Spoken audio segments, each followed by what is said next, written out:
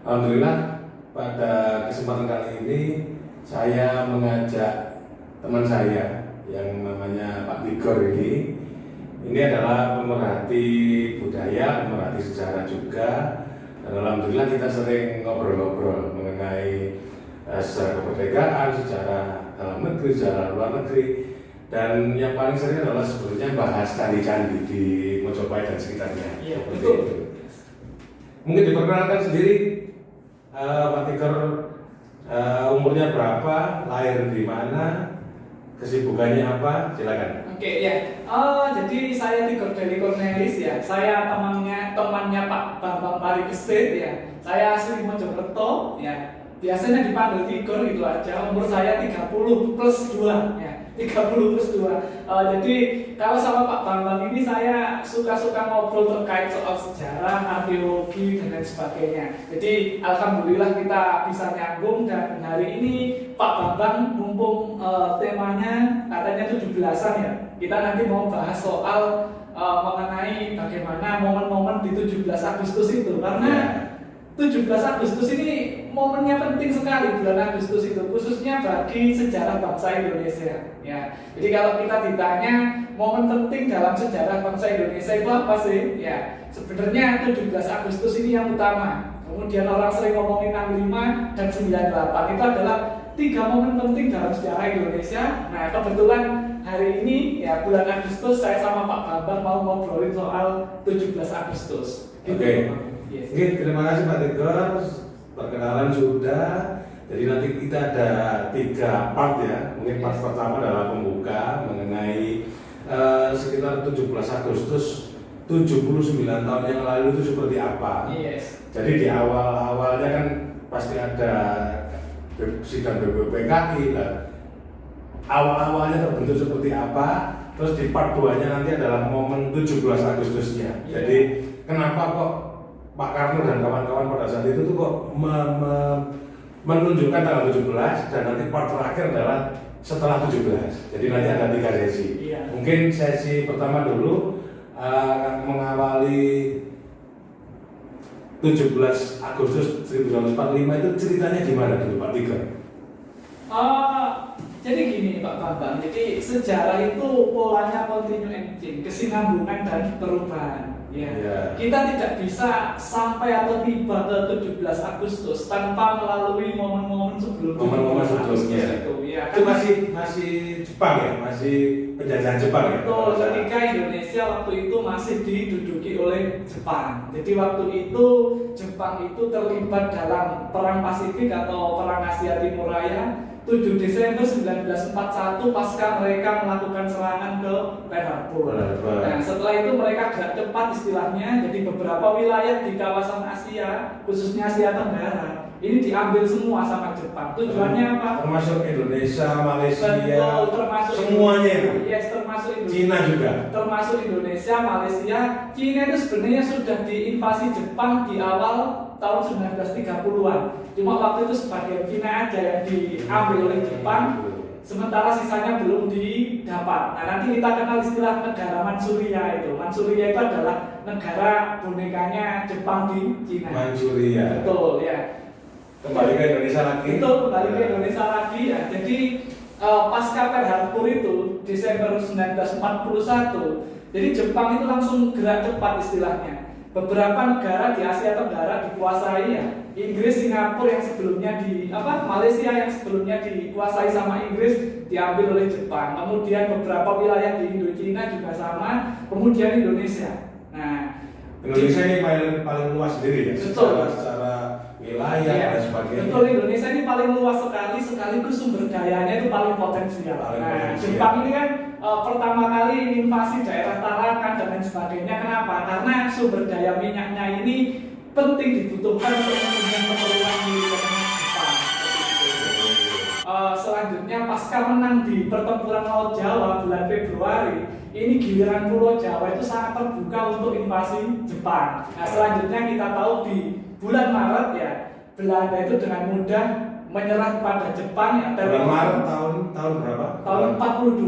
Bulan Maret tahun 42. Terporten ya, waktu itu menyerah kepada militer Jepang ya mudah sekali di Subang Kalijati itu. Nah selanjutnya Indonesia resmi diduduki sama Jepang. Belanda di-kick pada waktu itu langsung.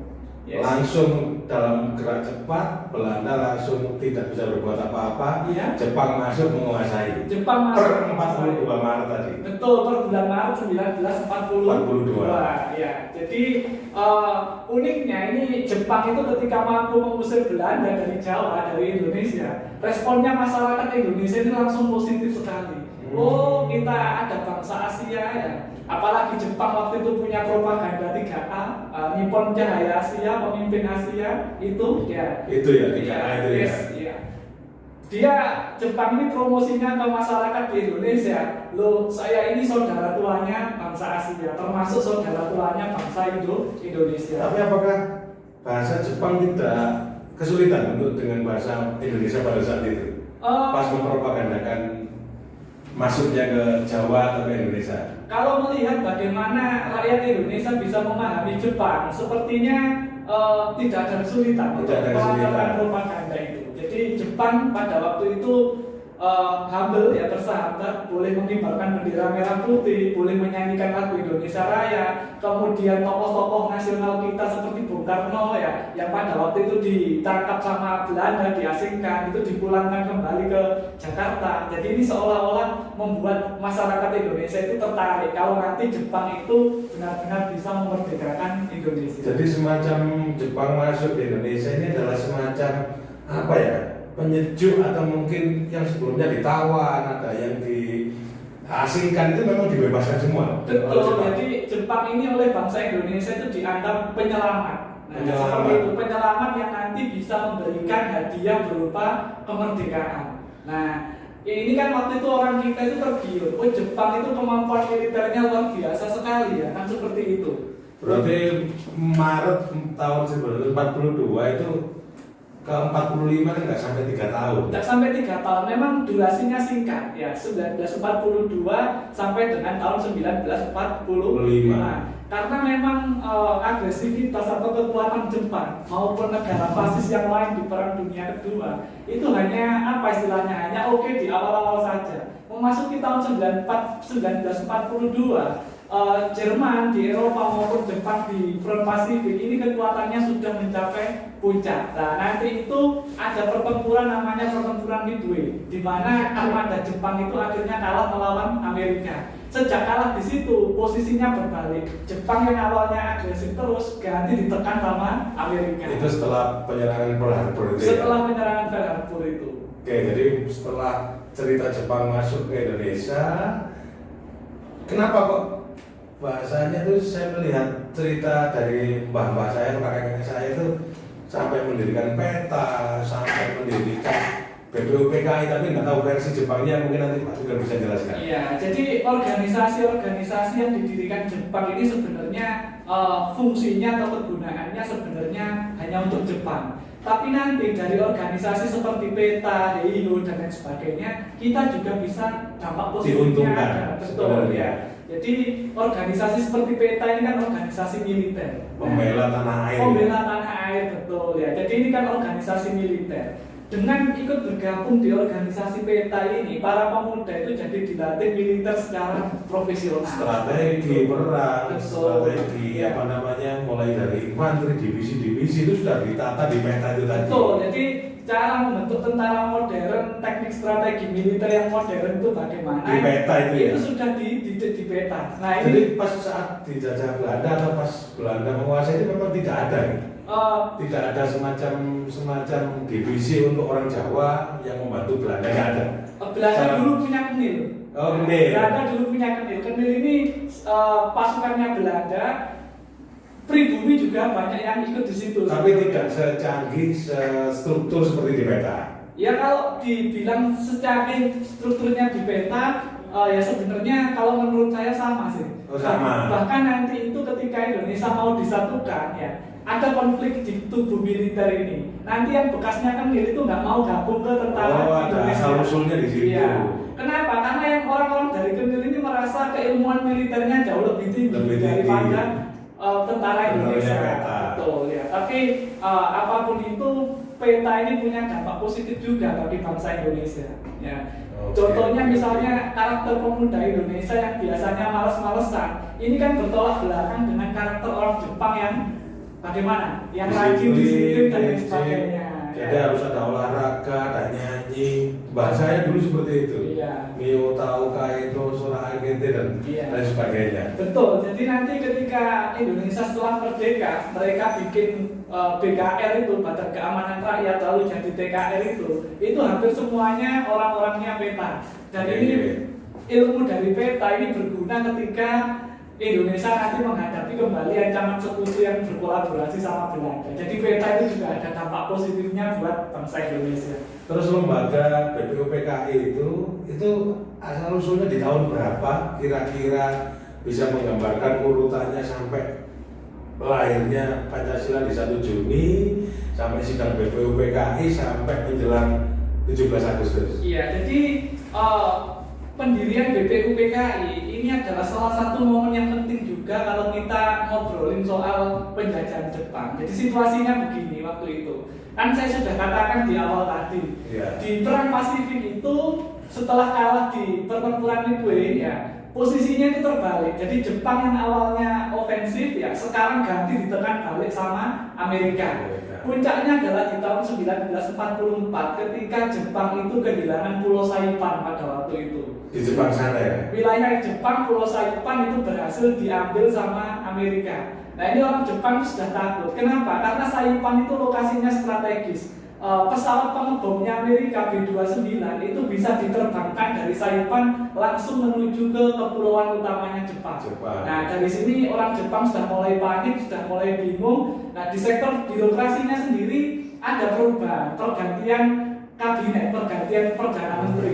Nah, Hideki Tojo itu digantikan sama Kunaiki Koiso pada waktu itu. Pada saat itu. Betul. Nah, Kunaiki Koiso ini nanti yang bikin salah satu yang bikin kebijakan untuk membentuk BPUPKI. Tujuannya apa sih? Yaitu menarik semangat, menarik simpati masyarakat Indonesia supaya mereka itu lebih istilahnya lebih giat lagi untuk membantu Jepang. Nah, karena nanti kalau Jepang menang, otomatis Indonesia bisa dimerdekakan. Pemahamannya seperti itu. Simpelnya seperti itu. Simpelnya seperti itu. Nah, akhirnya bulan April 1945 dibentuk namanya BPUPKI itu, Badan Penyelidik Usaha-usaha Persiapan Kemerdekaan Indonesia. Atau yang dalam bahasa Jepangnya namanya agak sulit itu, Dokuritsu Junbi Josakai atau apa itu. Ya. Yes, jadi di April ya, bulan April ya. Tahun 45 tadi. Di April tahun 45 bikin BPUPKI ya, jadi menyelidiki nanti itu kalau Indonesia merdeka itu yang harus disiapkan itu apa saja sih. Jadi ditinjau mulai dari kehidupan sosial masyarakatnya kayak gimana, ekonominya kayak gimana gitu. Akhirnya terkumpul berapa puluh orang tadi kok pas BPUPKI awal sampai lahirnya Pancasila semua jadi BPUPKI awal itu anggotanya cukup banyak, kurang lebih sekitar ada 60 orang. 60. Itu belum termasuk anggota istimewa dan lain sebagainya. Dan itu anggotanya khusus Indonesia, ada orang luar atau gimana? Enggak, jadi di BPUPKI itu ada orang Jepang juga, ada orang Jepang juga ya. Yes, ada orang Tionghoa juga. Jadi yang memimpin BPUPKI itu adalah seorang tokoh namanya Rajiman Widyodiningrat itu. Rajiman Widyodiningrat. Betul, jadi malah bukan Pak Karno ya. Kalau Pak Karno nanti di PPKI. PPKI betul. Setelah BPUPKI terbentuk, Iya. membahas semua rancangan dan sebagainya. Lah PPKI ke BPUPKI berapa bulan? Oh, jaraknya singkat. Jadi BPUPKI dulu ya, yang dipimpin sama Rajiman Widyodiningrat ya. Kenapa sih kok Rajiman Widyodiningrat? Karena beliau ini tokoh pergerakan yang paling senior, yang paling dituakan. Paling senior. Ya, sempat aktif di Budi Utomo ya, kemudian menjabat sebagai BPUPKI itu ketuanya. Karena memang sesepuh dan senior lah istilahnya. Seniornya lah dari ya, betul. Nah, jadi setelah terbentuk BPUPKI ini mengadakan sidang. Nah, sidangnya ini 2 gelombang. Gelombang pertama tanggal 29 Mei kalau nggak salah sampai tanggal 1 Juni itu ya. Ini adalah momen penting dalam sejarah bangsa Indonesia. Sidang gelombang pertama ini kenapa? Karena di bulan Juni. di bulan Juni, akhir Juninya ya. Oh, akhir Juni Akhir Juninya ya. Gelombang pertama kan 29 Mei sampai 1 Juni. Nah, ini momen penting dalam sejarah bangsa Indonesia. Kenapa? Karena di 1 Juni inilah lahir dasar negara dari bangsa Indonesia, yaitu Pancasila yang dirayakan setiap 1 Juni sebagai hari lahir Pancasila. Hari lahir Pancasila, betul. Oke, poinnya kita dapat. Dan pas di gelombang keduanya ini menentukan PPKI gitu kan? Gelombang pertamanya bulan Juli ini mulai merancang konstitusi, mulai merancang batang tubuh Undang-Undang Dasar Indonesia. Oh, batang tubuh Undang-Undang Dasar mulai pasal 1, 2, bendera sampai pasal 33 dan lain sebagainya itu di gelombang keduanya. Gelombang keduanya, ya. Jadi tanggal 29 Mei sampai 1 Juni kita merumuskan dasar negara Pancasila, itu momen bersejarah. Nanti dilanjutkan pada momen sidang kedua yang di tanggal bulan Juli, tanggal 10 itu sampai tanggal berapa itu ya. Jadi ada 2 gelombang sidangnya BPUPKI itu. Oke, berarti ada 2 momen. Dan di saat 1 Juni tadi kan sudah diputuskan pada saat itu BPUPKI dasar negara. Dasar negara. 5 sila dan lain sebagainya. Mungkin ada cerita sedikit mengenai dasar negara, ada perdebatan atau mungkin Pancasila versi awal itu seperti apa?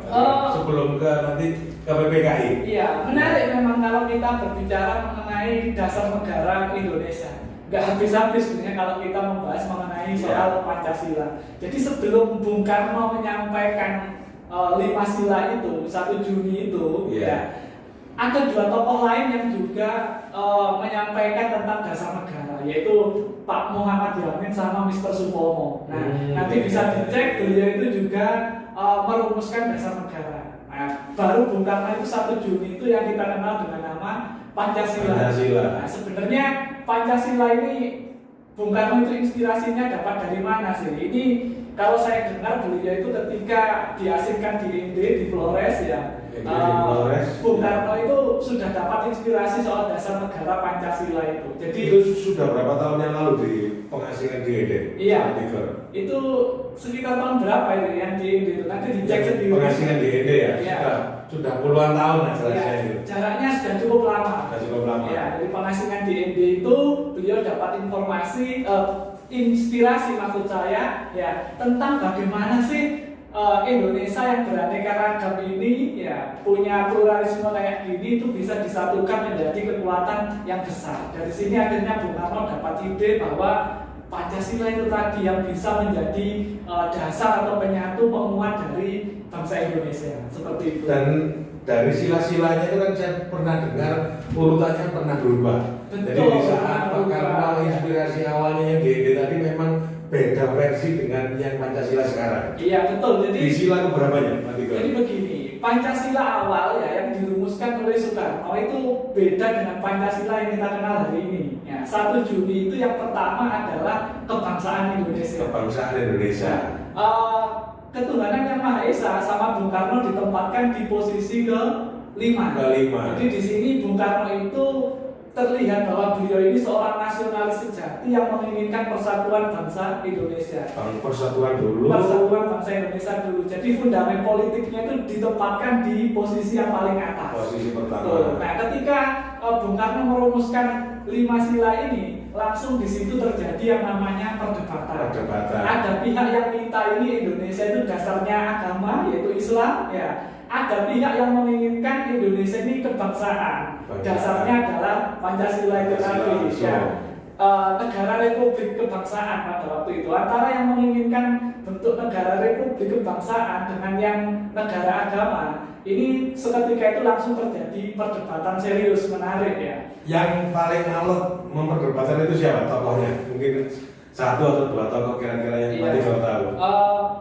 Dari yang berusaha untuk mempertahankan Indonesia itu berbentuk negara agama dengan berlandaskan Islam, itu setahu saya, kalau saya baca literasi itu ada Ki Bagus Hardikusumo. Ki Bagus Hardikusumo itu juga termasuk anggota BPUPKI ya? Anggota BPUPKI juga, kalau nggak salah itu. Ya, jadi setelah terjadi perdebatan itu, akhirnya dicari solusinya yang tepat seperti apa. Akhirnya dibentuklah yang kita kenal dengan panitia 9. Panitia 9 Ya, tadi. jadi panitia 9 itu panitia kecil isinya 9 orang. Tugasnya apa? Tugasnya merumuskan kembali dasar negara yang sudah dirumuskan oleh Bung Karno. Ya, jadi kesimpulan finalnya adalah seperti Pancasila yang sekarang ya 22 Juli itu yang kita kenal dengan Piagam Jakarta itu ya. Sila pertamanya seperti yang kita kenal sekarang.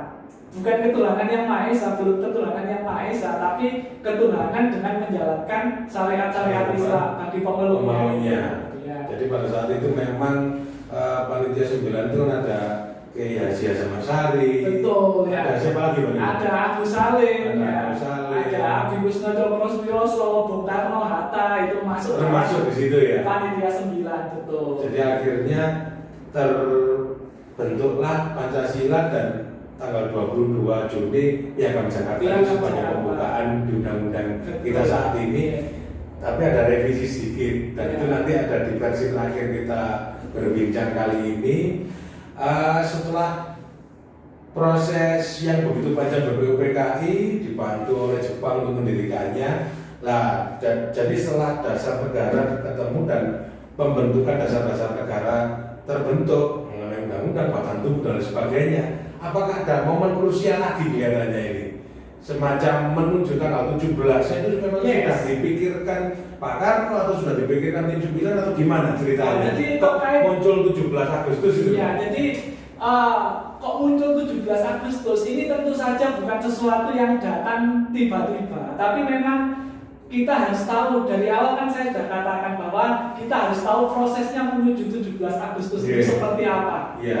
Jadi perubahannya, dinamikanya seperti apa, kita harus paham ya. Jadi kita mulai dari awal tadi, pasca menyelesaikan sidang BPUPK itu bubar. Nah, nanti 7 Agustus memang dibubarkan ya, dibubarkan. Ya. Jadi mulai Agustus itu namanya bukan lagi BPUPKI tapi PPKI. Panitia Persiapan Kemerdekaan Indonesia.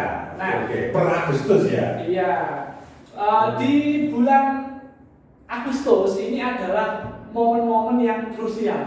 Ya, jadi kalau kita ditanya itu kemerdekaan Indonesia itu datangnya dari mana sih? Sebenarnya bukan hanya dari faktor internal dari dalam diri bangsa Indonesia sendiri, tapi sebenarnya yang paling penting itu adalah faktor eksternal, itu juga berpengaruh bagi kemerdekaan Indonesia. Yang eksternal itu masuk dari orang luar atau dari luar negeri atau dari Jepang ya, atau jadi apa? Gejolak Perang Dunia Kedua di luar ini juga berdampak bagi kemerdekaan Indonesia. Nah, kita tahu bahwa pertempuran di front Eropa itu sudah selesai pada bulan Mei tahun 1945 ketika Nazi menyerah di perjanjian Krebs itu. Tapi Mei itu semacam Perang Dunia II selesai, terus penyerangan di Pearl Harbor juga sudah. Oh, sudah jauh 41 itu yang di Pearl Harbor. Nah, terus bom Hiroshima Nagasaki juga sudah Nah, ini gini, saya jelaskan dulu kronologinya kayak gimana. Jadi di bulan Mei ya tahun 1945 itu pertempuran di Eropa sudah selesai. Nazi itu sudah menyerah, Hitlernya sudah bunuh diri. Jadi World War II sudah selesai di Eropa. Di Eropa, tapi di Pasifik ini pertempurannya belum selesai. Nah, jadi kan kembali lagi ke awal, ketika Saipan itu diduduki sama Jepang, diduduki sama Sekutu ya, maka kesempatan untuk menyerang kepulauan Jepang dari udara itu sangat terbuka lebar. Nah, ternyata setelah ditelisik lagi, ternyata jarak Saipan dengan kepulauan Jepang itu masih terlalu jauh. Masih terlalu jauh. Jadi pesawat pembomnya itu masih nanti bisa kehabisan bahan bakar gitu. Betul, seperti itu. Jadi di tengah-tengah antara Saipan dengan kepulauan Jepang itu ada pulau kecil yang namanya Pulau Iwo Jima. Nah, Iwo Jima ini nanti di situ terjadi pertempuran mati-matian ya antara pihak Sekutu sama pihak Amerika bulan Februari itu ya sampai Maret. Nanti ada foto monumental, kalau bisa nanti cari di Google, ada foto para prajurit Amerika itu mendirikan bendera Amerika di Iwo Jima. Ini menunjukkan bahwa mereka itu mungkin bersyukur karena sudah melewati pertempuran Iwo Jima yang sangat menyengsarakan. Setelah itu bulan Aprilnya Pulau Okinawa jatuh. Nah, jadi setelah Iwo Jima sama Okinawa jatuh, berarti tinggal kepulauan utama saja dari Jepang yang belum diserang sama Amerika, seperti itu. Nah, sebenarnya pada waktu itu para jenderalnya Amerika itu sudah merencanakan untuk penyerangan besar-besaran ke kepulauan utamanya Jepang. Jadi kalau di bulan Juni 1944 ya, Amerika melancarkan D-Day di pantai Normandy. Lalu rencananya D-Day yang sama itu juga mau dilakukan di Amerika Serikat. Tapi waktu itu yang menolak itu adalah presidennya Amerika Serikat, Harry S. Truman pada waktu itu. Menolak rencana seperti itu. Kenapa? Karena kalau melakukan perang lagi, ini perang di front Pasifik ini akan berlarut-larut. Karena karakternya orang Jepang itu mereka pasti berani mati dan tidak akan mudah menyerah. Nah, caranya mengakhiri perang secara lebih cepat bagaimana? Harry S. Truman ini sepertinya pria Amerika sejati, pola pikirnya pragmatis, caranya cepat selesai bagaimana? Nah, bulan Juli 1945, para ilmuwan Amerika Serikat yang tergabung dalam proyek Manhattan itu sudah menyelesaikan senjata nuklir. Senjata nuklir bom atom itu. Dan akhirnya kita tahu bahwa Harry S. Truman memberikan kepastian bahwa senjata inilah nanti yang akan kita pakai buat mengakhiri pertempuran, bikin Jepang itu menyerah secara lebih cepat. Nah, akhirnya 6 Agustus itu jatuh di Hiroshima. 6 Agustus. Ya, 3 hari berikutnya 9 Agustus jatuh di Nagasaki. Nah, momen itu terjadi di luar. Nah, di Indonesia seperti apa? Di Indonesia itu 9 Agustus para tokoh PPKI ini dapat undangan dari Jenderal Terauchi. Jadi Jenderal Terauchi ini adalah pemimpin tertinggi pasukan Jepang di kawasan Asia Tenggara. Markas besarnya ada di Dalat, Vietnam. Jadi Soekarno-Hatta, Rajiman Widyodiningrat diundang ke sana, diajak diskusi ngomongin soal rencananya Jepang mau memerdekakan bangsa Indonesia. Nah, di situ Terauchi ini bilang Jepang itu bisa memberikan kemerdekaan Indonesia itu paling lambat kalau nggak salah tanggal 24 Agustus. Itu yang dibicarakan oleh Jenderal Jepang tadi ya. Iya. Jadi Pak Karno akhirnya semacam punya keyakinan. Betul. Jadi para pemimpin kita itu punya bukan semacam keyakinan, tapi punya semacam harapan. Dan para pemimpin kita itu orangnya adalah orang-orang yang konsekuen. Mereka bisa mentaati apa yang sudah menjadi kesepakatan bersama itu tadi. Ya, seperti itu. Itu adalah yang disampaikan sama Terauchi. Jadi kalau nanti kita merdeka tanggal 17 Agustus, itu nanti endingnya kita bisa tahu bahwa Indonesia itu merdeka karena 2 faktor. Pertama adalah karena memang Jepang sudah kalah, terjadi vacuum of power, dan memang para tokoh-tokoh kita itu punya inisiatif sendiri untuk memerdekakan bangsa Indonesia, bukan hadiah dari Jepang. Itu poinnya di sini. Itu yang perlu digarisbawahi ya, di pemirsa. Dalam artian di sini setelah momen Pak Karno berangkat ke Vietnam tadi, ke Dalat menemui salah satu jenderal Jepang, jadi memang akan diberi hadiah atau akan diberi kemerdekaan pada tanggal 24 Agustus. Iya, paling lama seperti itu. Dan itu bukan juga kepastian juga. Karena juga. Jepang pada fase itu juga dibom atom, luluh lantak, semua divisi angkatan perangnya juga lagi bingung pada saat itu. Jadi setelah pulang dari Dalat, Pak Karno dan kawan-kawan tadi ke Jakarta. Iya. Dan apakah tanggal 12 Agustusnya 17 ini sebuah misteri atau tanggal 17 ini sebuah kebetulan saja? Mungkin nanti Pak Tigor akan menjelaskannya lebih detail lagi. Iya, jadi dari tanggal 12 Agustus itu ketika pulang dari Dalat itu menuju tanggal 17, ini masih ada drama-drama lagi yang tidak kalah bagusnya untuk disimak. Kalah serunya juga. Betul, ya. Ini mungkin ada faktor pemuda juga ya. Iya.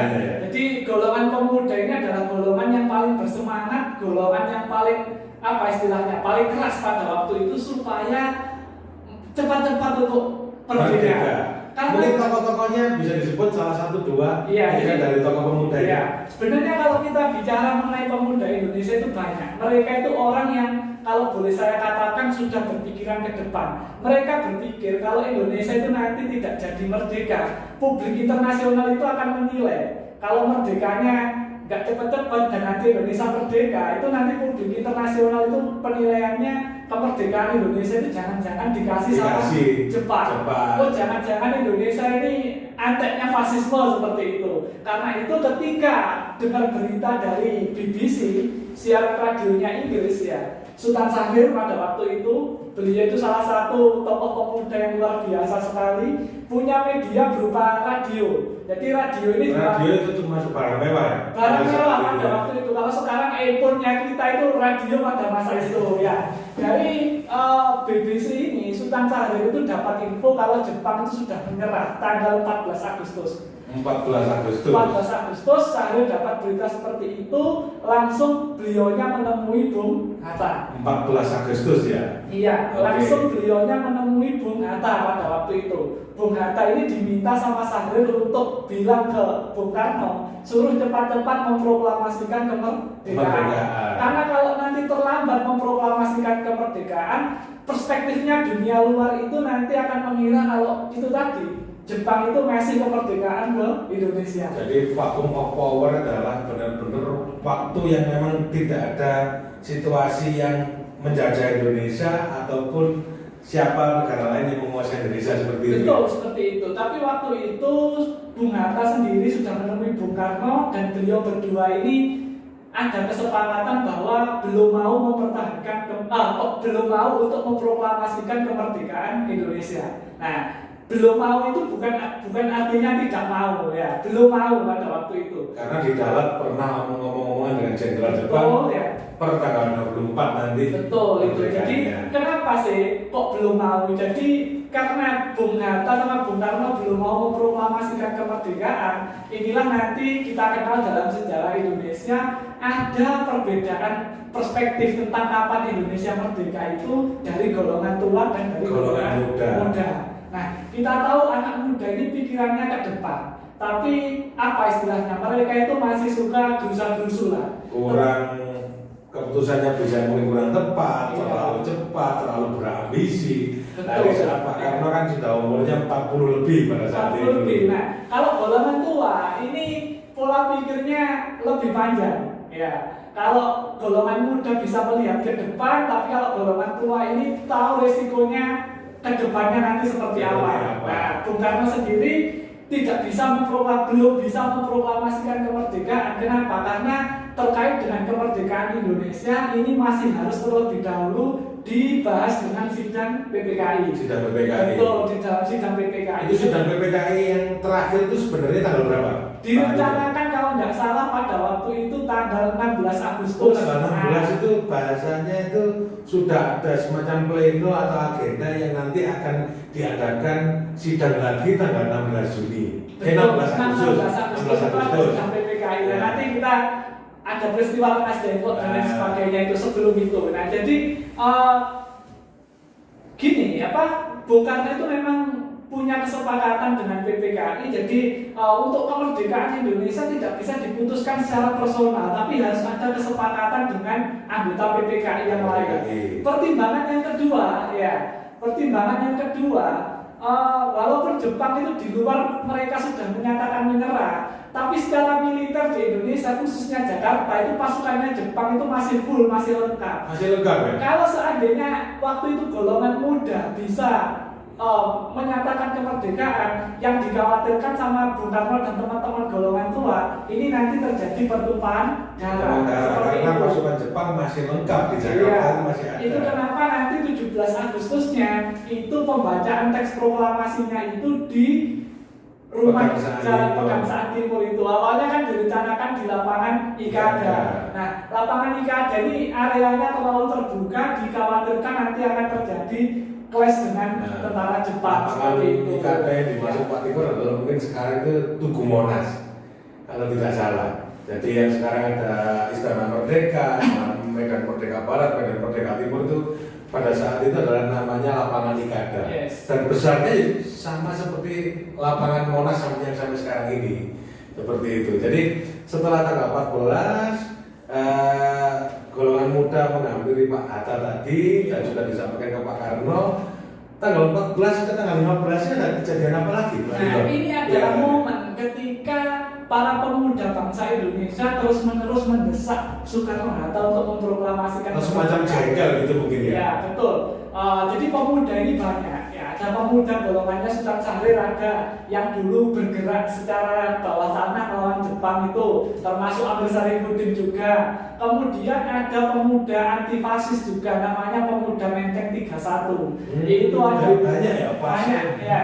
Grup-grupnya pemuda pada saat itu. Jadi Pemuda Menteng 31 itu kalau tidak salah ada Khairul Saleh, ada Wigana ya, kemudian ada DNID juga yang nanti jadi pemimpin Partai Komunis Indonesia, itu juga tergabung dalam organisasi Pemuda Menteng 31 itu. Jadi itu memang Menteng 31 itu adalah pusatnya para pemuda anti fasis untuk melawan Jepang. Nah, salah satu yang paling keras atau paling berminat untuk mendorong Bung Karno dan Bung Hatta mempercepat kemerdekaan ya dari Pemuda Menteng 31 itu. Betul. Ketika diadakan rapat pada waktu itu, Wigana itu mendesak Bung Karno, ayo Bung, sekarang aja kita merdeka.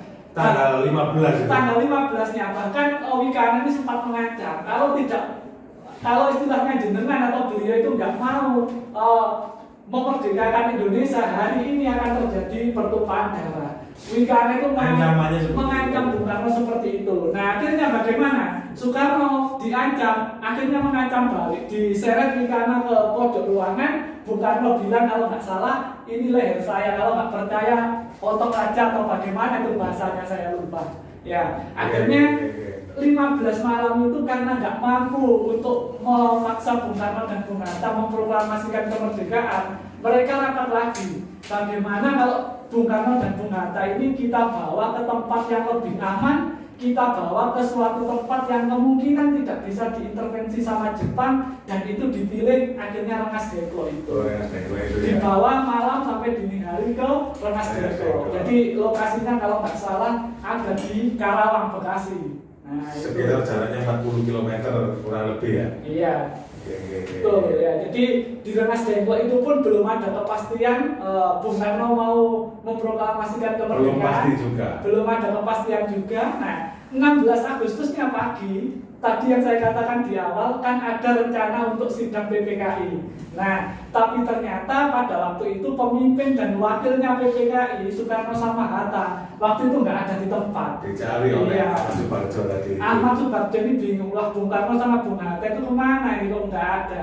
Akhirnya, akhirnya setelah ditelisik-telisik, akhirnya tahu kalau Bung Karno sama Hatta ini dibawa ke Rengas Dengklok. Nah, berkat negosiasi antara Ahmad Subarjo sama Wigana, akhirnya Bung Karno itu bisa dibawa kembali ke Jakarta. Jadi yang jemput ke Rengas Dengklok itu Mr. Ahmad Subarjo, betul. Oke. Berarti akhirnya di saat sudah ada kesepakatan 17 Agustus harus proklamasi tadi, akhirnya pemuda juga tensinya turun, Pak Karno dari Rengas Dengklok balik lagi untuk mempersiapkan tanggal 17 besoknya. Tanggal 17-nya. Nah, sesampai pulang di Jakarta 16 Agustusnya itu ya, Bung Karno dan Bung Hatta nggak jadi itu ya, nggak jadi rapat PPKI lagi ya? Kelihatannya nggak jadi waktu itu. Langsung ke rumahnya Laksamana Meda atau siapa itu malamnya itu? Bukan, sebetulnya waktu itu ketemu dulu sama Nishimura. Nishimura ini adalah salah satu perwira militer juga dari Jepang ya. Nishimura ini mengatakan kalau Jepang itu sudah tidak punya kuasa apa-apa lagi. Bahkan Jepang itu harus menjalankan amanatnya negara-negara sekutu, kalau Jepang itu harus mempertahankan status quo-nya seperti itu. Jadi harus keluar segera dari Indonesia, tidak boleh ngatur-ngatur Indonesia. Mempertahankan posisi status quo. Jadi itu artinya supaya di Indonesia itu tidak terjadi huru-hara apa-apa, itu Jepang itu dapat perintah dari sekutu supaya mempertahankan situasi seperti itu, status quo-nya dipertahankan. Ini kalau nggak salah waktu itu Bung Hatta yang nggak terima waktu itu juga. Ya, akhirnya setelah tahu sikapnya Jepang seperti itu yang sudah menyerah dan menuruti kemauan sekutu, akhirnya para pemimpin kita ya sudah, kita bertekad, kita merdeka dengan inisiatif kita sendiri. Nah, akhirnya ada Laksamana Maeda itu yang menyediakan rumahnya sebagai fasilitas untuk menyusun persiapan kemerdekaan Indonesia. Jadi memang semacam teks proklamasi, terus diketik oleh Sanyu Timur itu memang di rumahnya Laksamana Maeda berarti. Betul, jadi Laksamana Berarti teks proklamasi sebelumnya dari sebelumnya belum ada berarti.